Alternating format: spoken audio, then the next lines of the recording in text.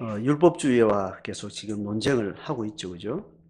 이스라엘 백성들이 소중하게 간직했던 이 율법, 모세오경 토라를 중심으로 한 하나님 백성들의 분명한 말씀에 순종, 이런 이제 율법을 중심으로 하는 그 삶이 강조되면서 초대교회 이방인 교회에 다시 유대교를 섬기는 듯한 율법을 지켜야 된다는 강조가 그들의 근본적인 신앙의 어떤 신학을 흔들어 놓고 있는 상황이었죠, 그죠? 그래서 바울의 논증은 유대인들의 율법은 초등학문이다. 귀족의 아들이 장성한 귀족 가문의 대를 이어가기 위해서 인품과 지성과 또 건강한 삶의 가치로 이제 자라는 동안 좋은 학교에 갈 때까지 이제 귀족의 자녀로서 바른 배움의 길을 가기까지 집에서 종들 중에 아주 유식하고 올곧고 주인의 그 마음에 합당한 그 사람이 아들을 이제 돌보는 거죠. 그걸 몽학 선생이라고 그랬고 초등교사라 그랬습니다.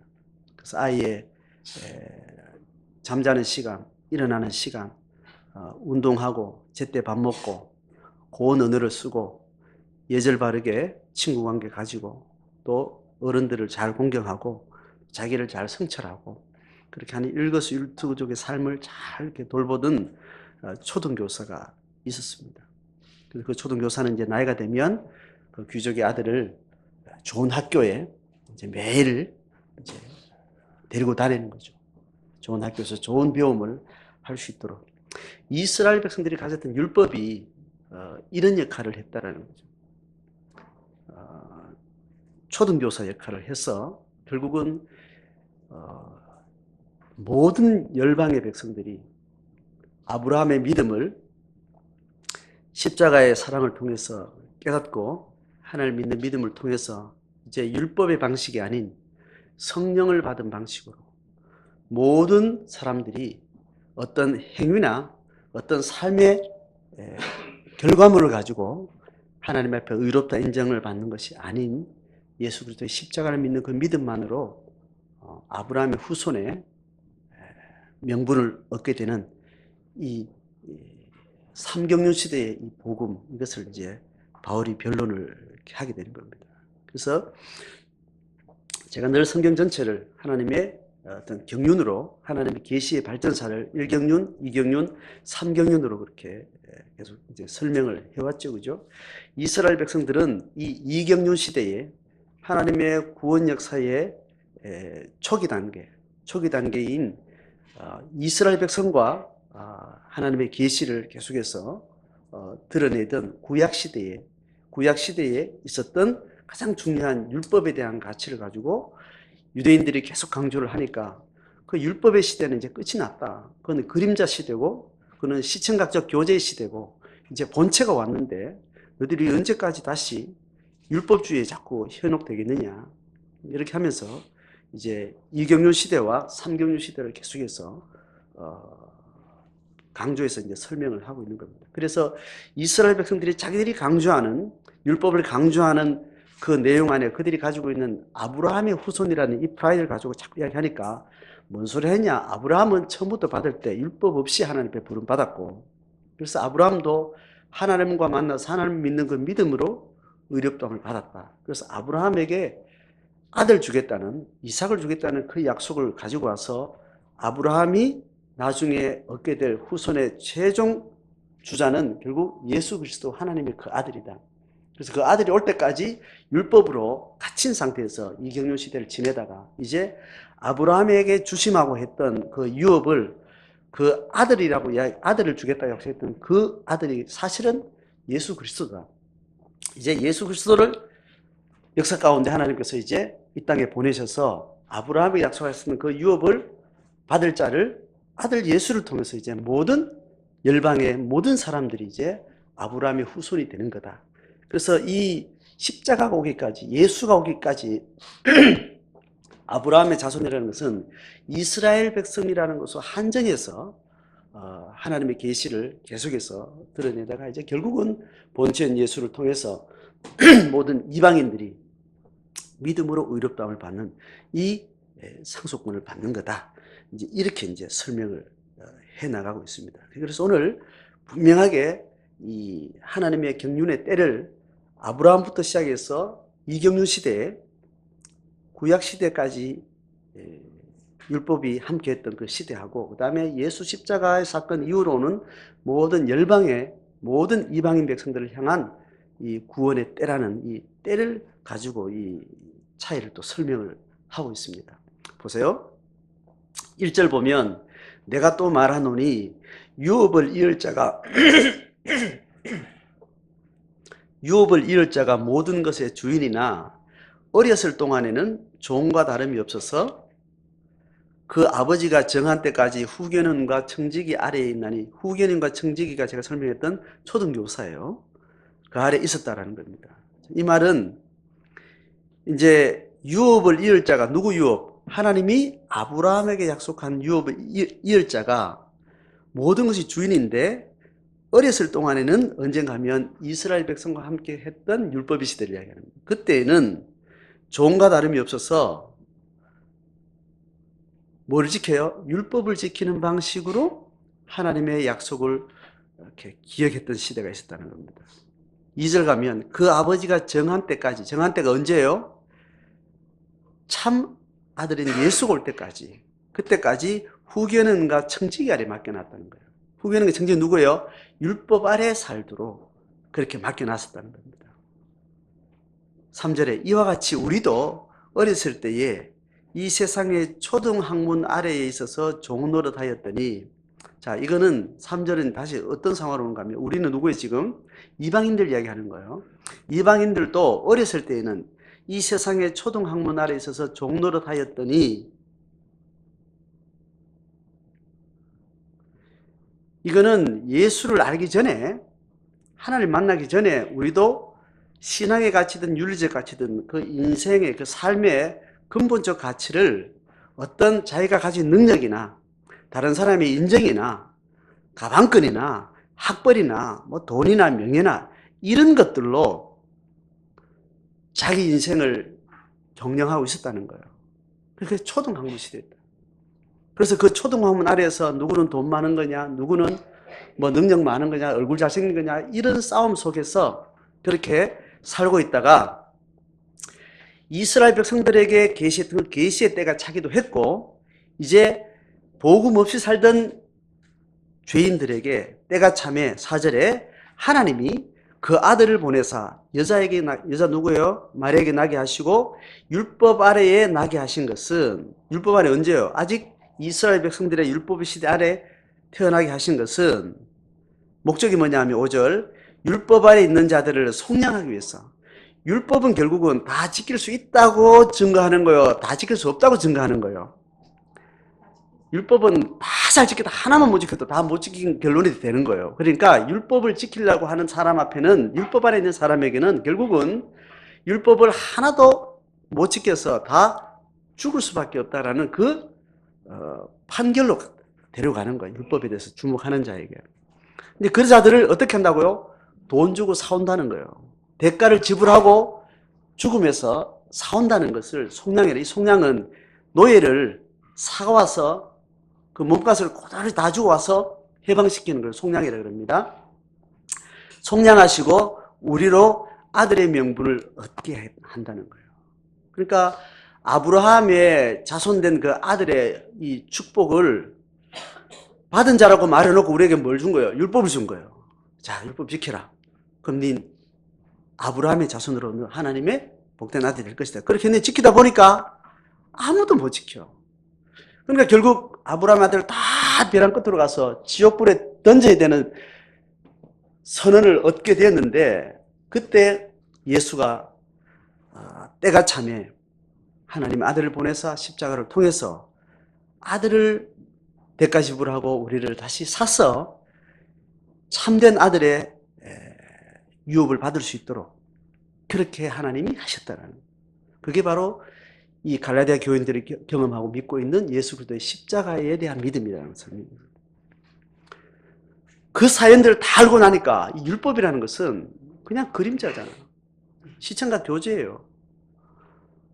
우리의 믿음을 믿음되게 하는 어떤 하나님의 계시의 과정 가운데 분명한 하나님의 사랑을 보여주고 분명한 우리의 불가항력전 죄인인 것을 가르치기 위해서 율법이라는 것이 그렇게 잠시 주어진 건데 우리가 그걸 붙들려고 우리가 그것을 또 잘 지켜서 어떻게 한번 하나님 앞에 인정받아 보려고 그렇게 했다라는 것에 대한 자각이 이제 일어나게 된 겁니다.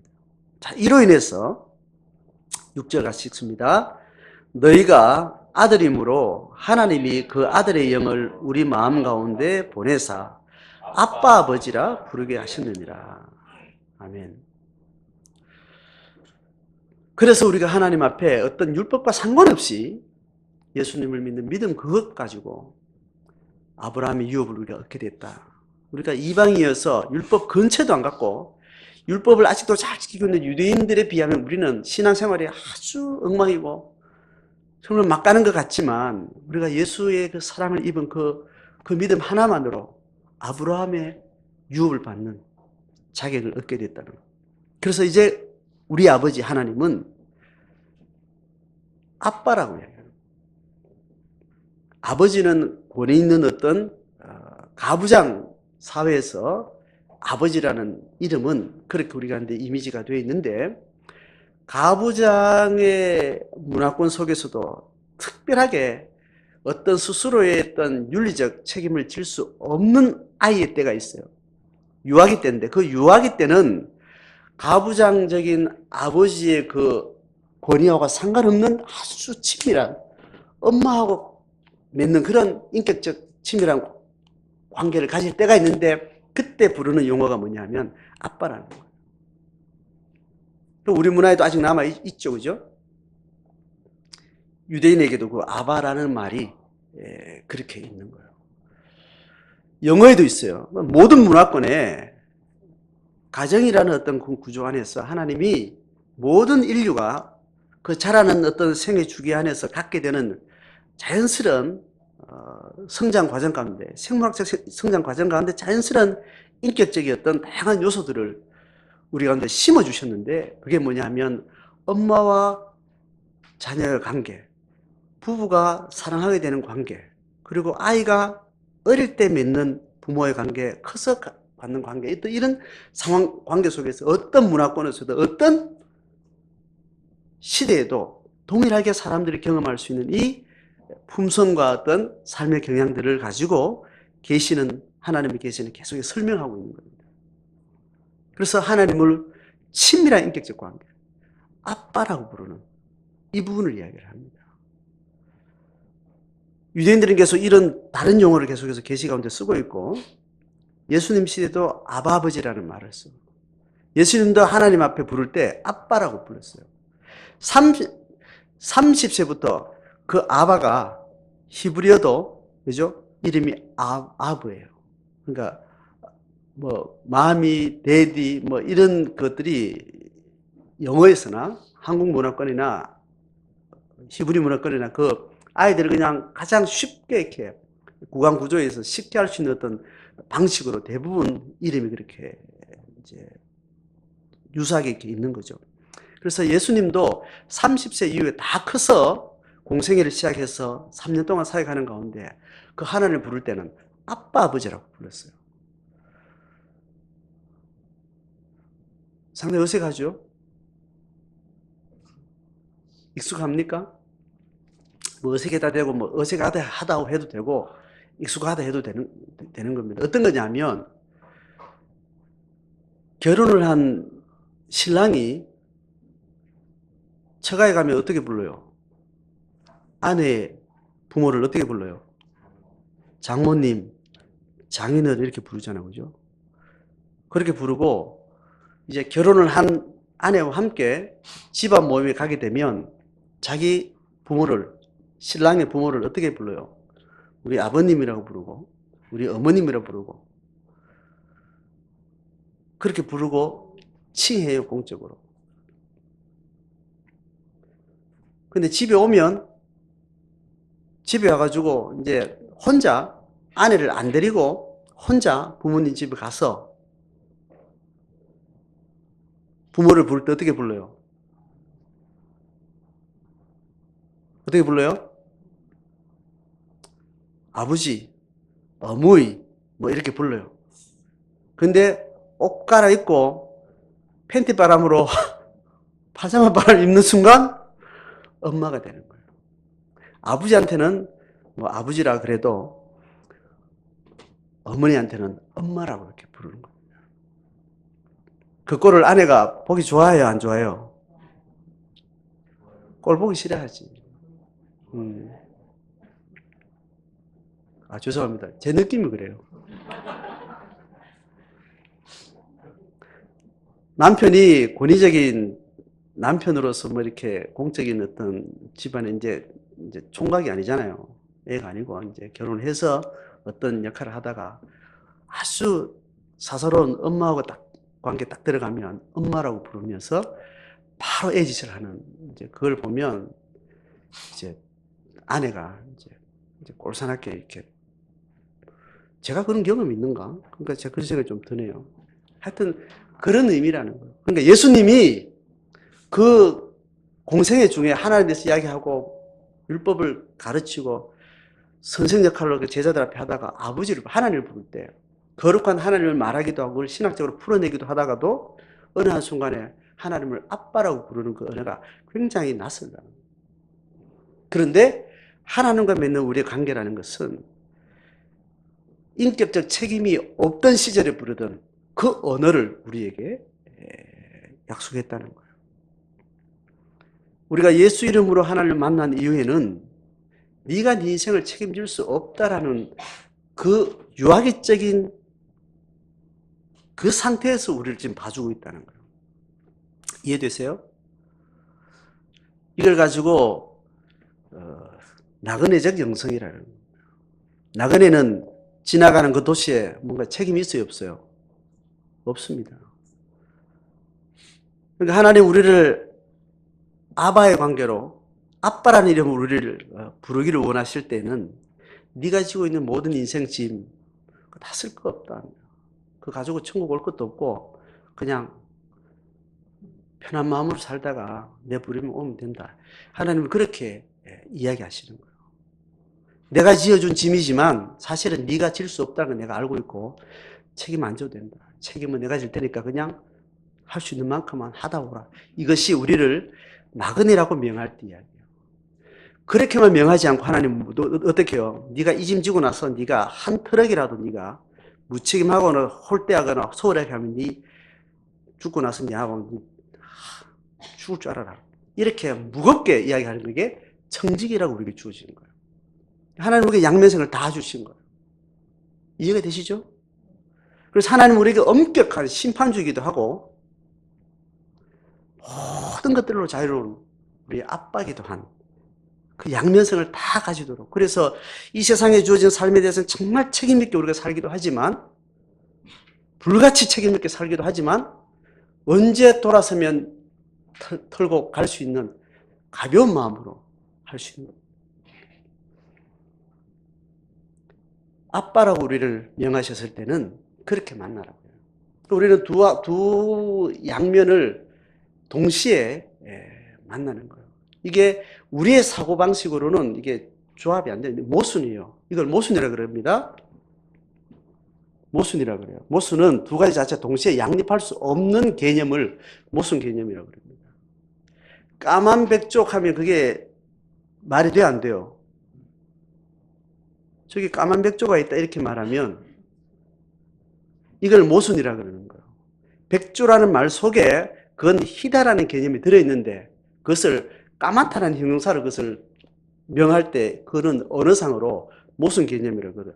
까만 백조 이거는 개념상으로 언어상으로 존재하지만 개념상으로 떠올 수 없는 모순 개념이라는 겁니다. 그러니까 우리를 나그네라고 이야기했을 때하고 청지기는요 다 회계부 장부조사에 딱 문제 일어나면 바로 목 날아가는 것 때 죽여도 되는 게 주인 앞에 선 청지기의 어떤 책임이에요. 성경은 우리에게 다 이야기를 한다는 거예요. 신비롭게도 영적인 세계에서는 하나님 우리 관계 안에서는 이 신비롭게 모성 개념이 동시에 우리 가운데 주어져 있기 때문에, 그래서 신앙의 삶이라는 것은 인간의 머리로는 헤아릴 수 없는 두 개념이 동시에 들어있어서 그것이 우리 가운데 깨달아지고 그 두 개가 아주 조화롭게 해서 신비한 신앙생활, 영적 생활을 할 수 있는 겁니다.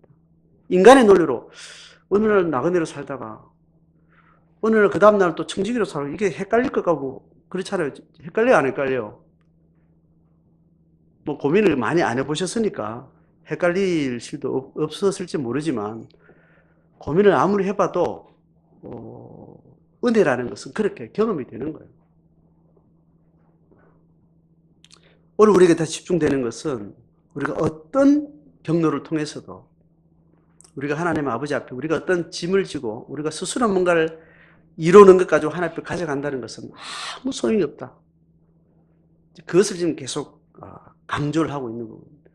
나그네적 영감이 쫙 집중되고 있는 것이 지금 갈라디아서 4장이에요.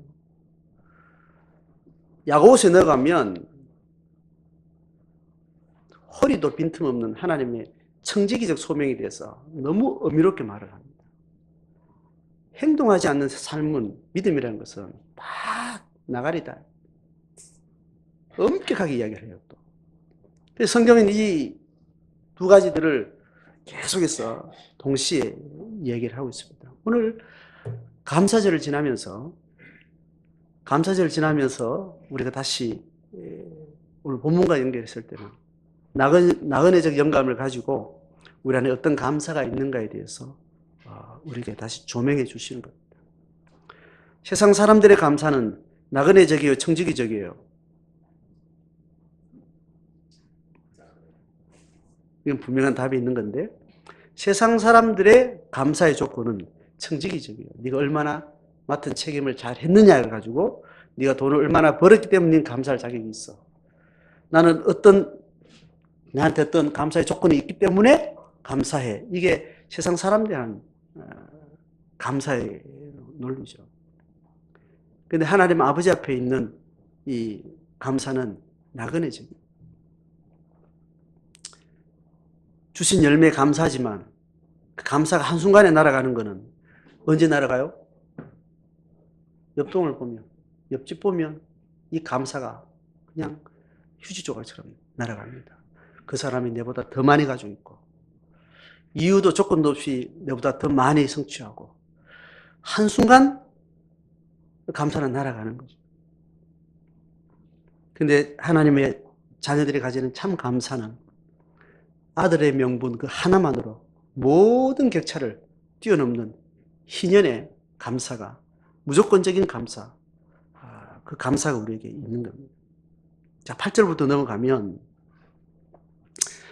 그러나 너희가 그때에는 하나님을 알지 못해서 본질상 하나님이 아닌 자들에게 종노릇. 이 하나님이 아닌 자들은 누구냐면 결국 사단을 이야기해요. 사단은 예수 십자가 아닌 다른 어떤 많은 비교할 수 있는 인간의 조건을 가지고 감사를 이야기하고 삶의 의미를 이야기하도록 우리에게 계속 초등학문에 계속 우리를 유혹을 하게 되는 거죠. 그러나 이제는 너희가 하나님을 알 뿐 아니라 더욱이 하나님이 너희를 아신 바 되었기 때문에 어찌해서 다시 약하고 천박한 초등학문으로 돌아가서 그들에게 종노릇 하려 하느냐. 지금 이 갈라디아서 4장의 이 시점으로는 유대인들의 율법에 대해서 귀가 열려가지고 우리도 저를 지켜야 되지 않냐 뭐 이러면서 다시 초등학문으로 돌아가는 걸 이야기를 하고 있는데, 오늘 우리로 이야기하면 예수가 주신 생명의 그 부유함 아닌 다른 어떤 것을 가지고 집착하고 붙들고 그렇게 나그네진 마음을 또다시 잃어버리고 내가 가진 어떤 것으로 어떤 하나님의 은혜를 카운트하려고 하는 그런 사단에게 종로도 하려고 하는 그런 마음이 도대체 무슨 일이냐. 10절에 너희가 날과 달과 절기와 해를 지키고 돈과 명예와 부귀와 다른 사람의 평판에 귀를 기울이고 왜 그러냐. 내가 너희를 위해서 수고한 것이 정말 헛된 것 같다. 그게 너무 난 두렵다. 바울의 고백입니다. 오늘 우리 삶에서 어떤 감사가 있는지, 우리 오늘 오전에 9시 되면 이제 중고청년부 같이 이제 셀 모임을 하거든요. 하는데 예배 보면 갈라디아서 보면 같이 이제 아주 묵상하게 쓴 것과 나눔을 하는데, 오늘은 어떤 본문을 읽었는가 하면 창세기 29장을 읽었어요. 창세기 29장에 어떤 이야기가 나오는가 하면 야곱이 형한테 쫓겨가지고 도망을 가죠. 외삼촌 라반 집에 도망을 갑니다. 도망가가지고 이제 라반 집에서 이제 사는데, 외삼촌이 그냥 여기서 먹고 자고 할 수 없으니까 네가 우리 집 와서 일하는데 내가 네한테 무료로 일 시킬 수 없으니까 네한테 뭘 주면 좋겠냐 이렇게 이야기하니까, 야곱이 외삼촌이 두 딸이 있는데 위에 딸 이름은 레아고 그 동생이 라헬이에요. 근데 눈에 딱 보기에도 레아가 동생이 다시 라헬이 그 마음이 쏙 들었던가 봐요. 언니는 별로 눈에 안 찼고 동생이 자기 눈에 쏙 들었어요. 그래가지고 외삼촌이 내가 니한테 뭘 보상하면 좋겠냐, 우리 집에서 일하면서 지내는데. 그러니까 외삼촌 내가 동생 라헬을 내가 좋아하는데 라헬하고 결혼하게 해주십시오. 그렇게 이야기하니까 좋다. 7년 동안 우리 집에서 일하고 나면 7년 후에 내가 둘째 딸 라헬하고 결혼하도록 해줬구만.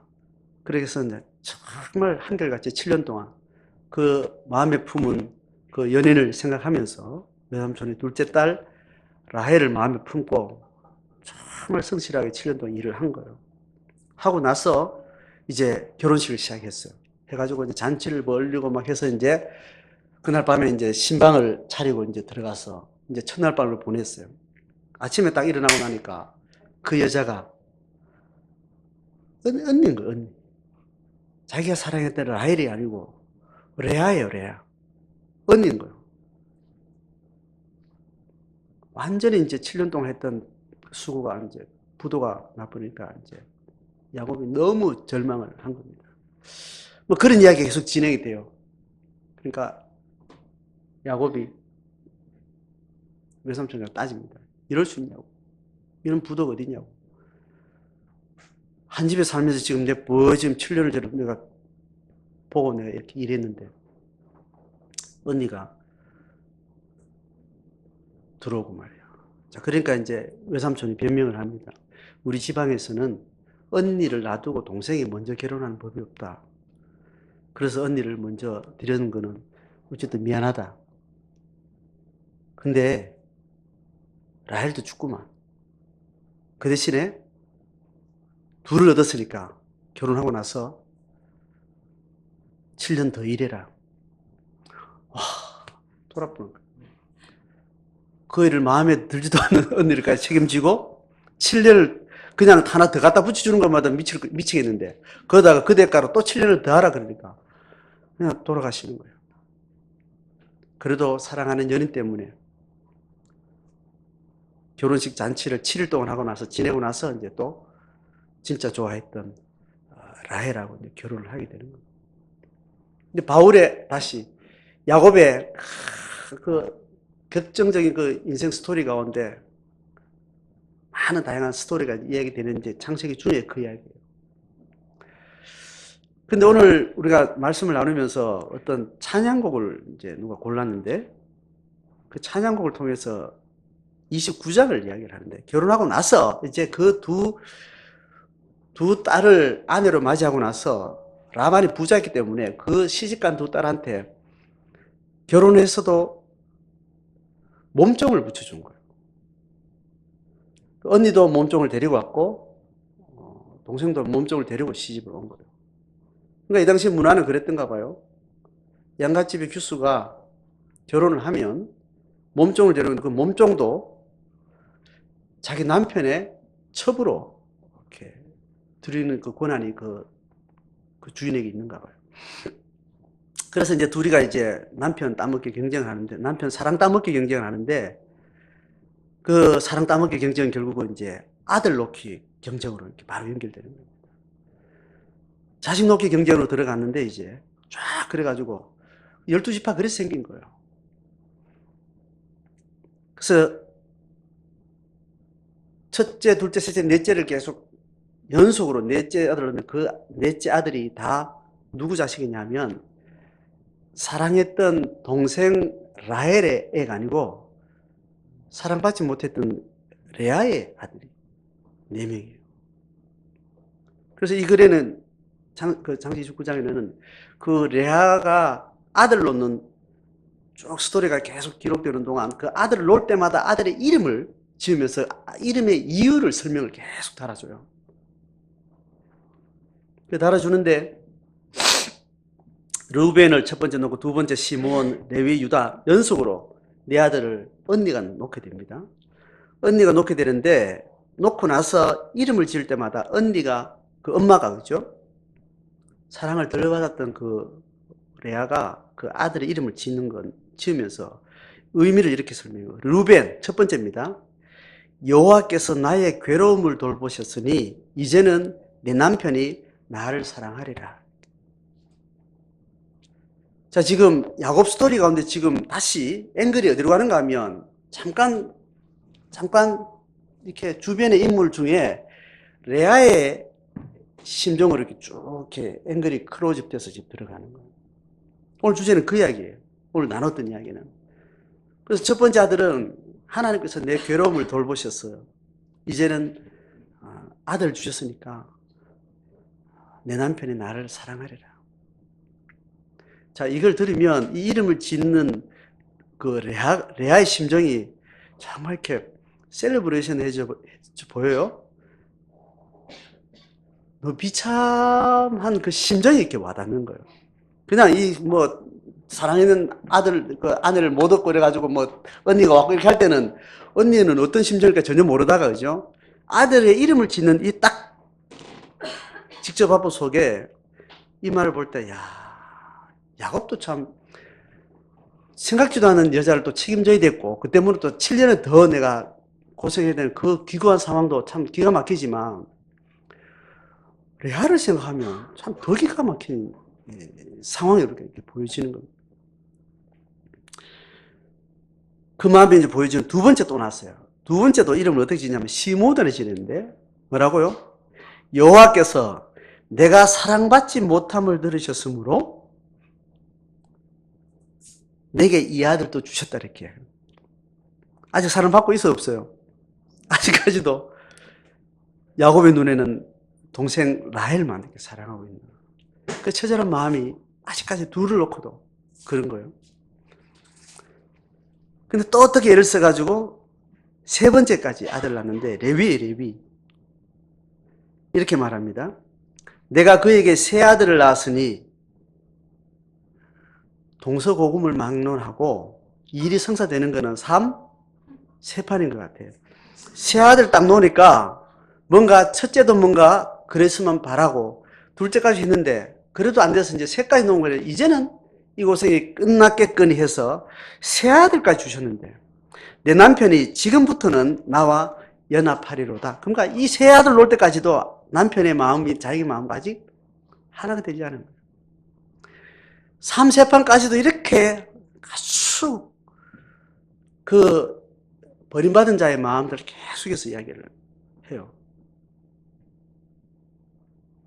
됐는지 안 됐는지 모르지만 네 번째 아들도 레아가 놓습니다. 이름이요? 유다예요.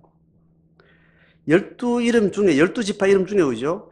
12제자 중에도 누구 하면 딱 와닿는 사람이 있죠. 누가 와닿아요?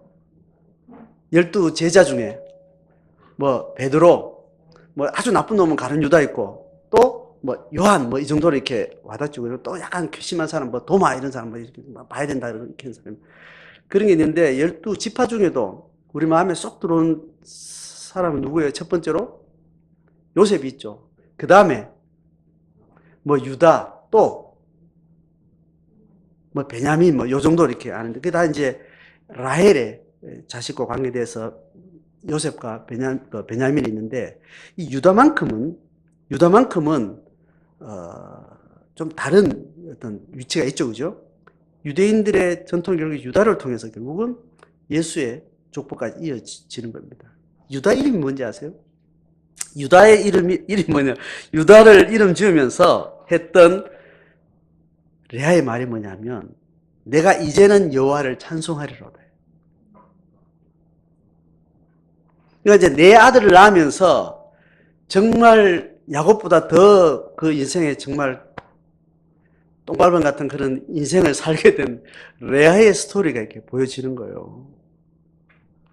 새 아들 놓을 때까지는 끊임없이 남편의 사랑을 독차지하기 위해서 내 괴로움을 이야기하고 내가 사랑받지 못함을 이제는 지금부터는 나와 연합했으면 좋겠다.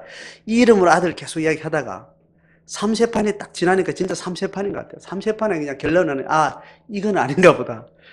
다시 네 번째 놓고 나서 그의 이름이 바뀐 거예요. 뭐요? 아들 남편 이름이 이야기 있어요, 없어요? 없어요. 이제는 여호와를 원망하리라고 하는 찬송하리라고 해요. 이러고 창세기 전체에서는요, 레아의 삶에 대한 이야기는 어떤 언급도 없어요. 그렇죠? 이 역사서 안에서 이 아브라함, 이삭, 야곱 흘러가는 이 족장들의 시대에 그 주인공들은 쭉 그러면서 이렇게 진행되잖아요. 그 중에 주변 인물 속에 이 레아의 존재가 이렇게 그냥 스쳐 지나가는 앵글로서 그냥 끝이 나는데, 이 몇 마디를 통해서 그 인생 전체 행로가 동일하게 보이지는 거예요. 아주 짜잔하게 야곱의 스토리를 그렇게 쪼개가지고 설명하는 그 스토리나, 듬성 아주 스킵해서 보여주는 레아의 삶이나, 하나님의 그 인생을 주목하는 방식에는 동일한 방식. 야곱은 그 인생 역정 속에 하나님이 겁나게 역사하시고 막 드라마틱하게 막 그렇게 했고, 지나가는 인간들은 다 그냥 하나님이 이름도 모른 채 그렇게 지나가지 않았다는 거예요. 성경의 계시를 인해서 한 사람을 딱 뽑아가지고 이렇게 보여줘서 그 사람이 주인공처럼 그 앵글이 그렇게 그 사람을 비추고 있지만, 구약이나 신약이나 어떤 쓰임받기 위해서 드러나기도 하고 내려앉기도 하는 그런 흐름 속에 각각 개인들은 다 뭐라고요? 다 주인공이에요.